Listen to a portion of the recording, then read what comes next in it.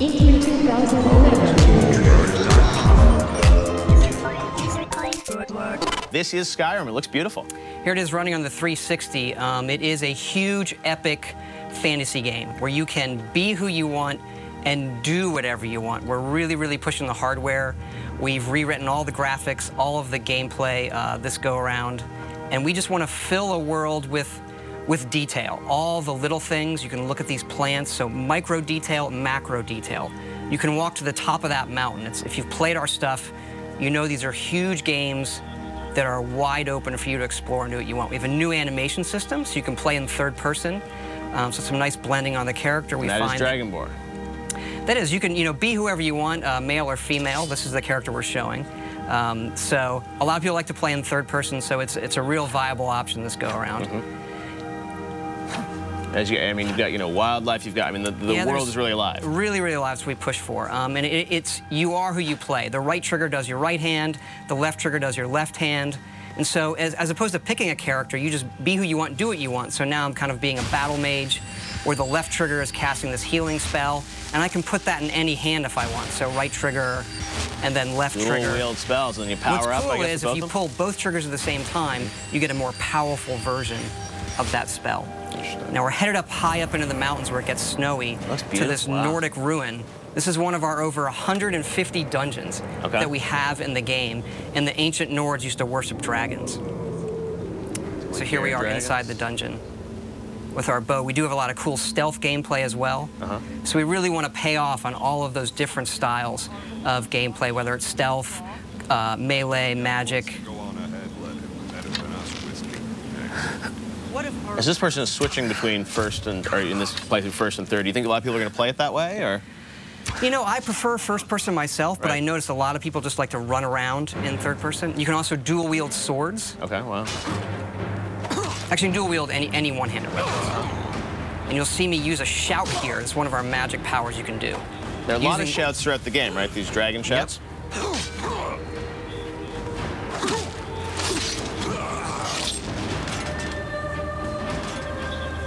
And up here we're seeing the undead, the Draugr, who live in this Nordic ruin. Using a flame spell in my left hand, sword in my right.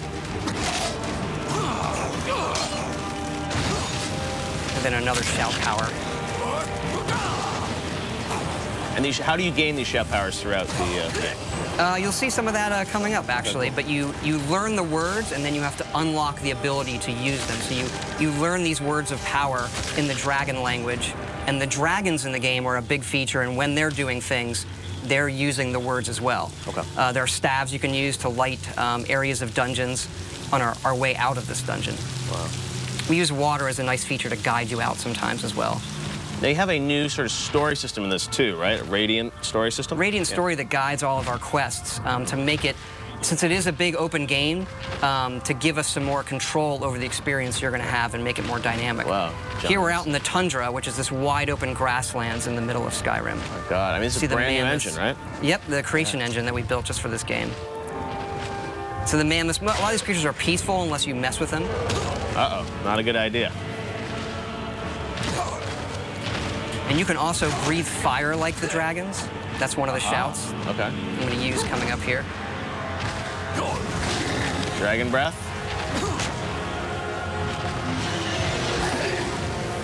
Aha. And dragons can attack anything. They're dynamic creatures. We don't script them. So when we're playing the game, we don't know what they're going to do often. They are these big boss fights that are dynamic and interesting in ways that we've never experienced in a game before. Now, I read a rumor online this week that the game is over 300 hours, or you can spend at least 300 hours in the game. There is at least 300 hours in it. We kind of have stopped counting. There was so much stuff in this game. Oh, and here's a battle with a non-friendly dragon. Kind of getting some help from the guards of this tower here. And then when they die, you absorb their souls, and this allows you to unlock words of power, shouts that you've learned, and power them up. And then we also have fights in the game in times where there are multiple dragons. So here comes another one up there, a frost dragon. They're even more powerful than the dragon that I just defeated with the help of the guards. And what's cool about this game is, dragons are not just going to come into the, the final 10% of the game. I mean, you're going to see them throughout the game, right? They are creatures like any other, and you see them not from the initial get-go, but you see them throughout the game, yes. I was reading your character sort of starts this game. You're on your way to your execution. Is that true? You are being led to your execution. This is another shout there, Storm Call. So this calls a storm that brings lightning down to defeat your enemies. One of the more powerful shouts. Right.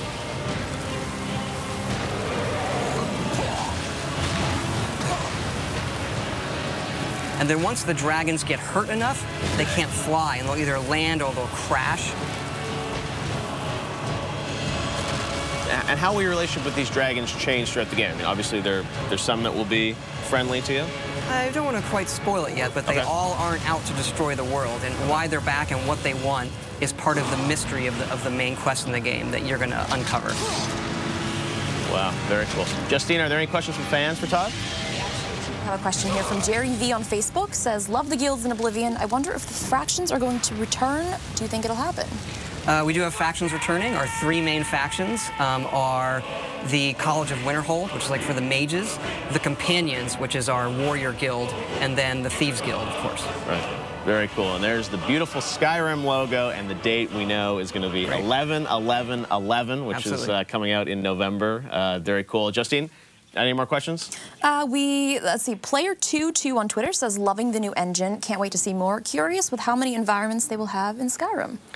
There's a lot. It's another thing where we stopped counting. I mean, we have 7 major different regions in the game. You've seen some of that where we get into snowy mountains and pine forests and fall forests, that open tundra, lots of different dungeon types. I mean, we go at this each time trying to make the biggest, craziest role-playing game we possibly can and let people just do whatever they want.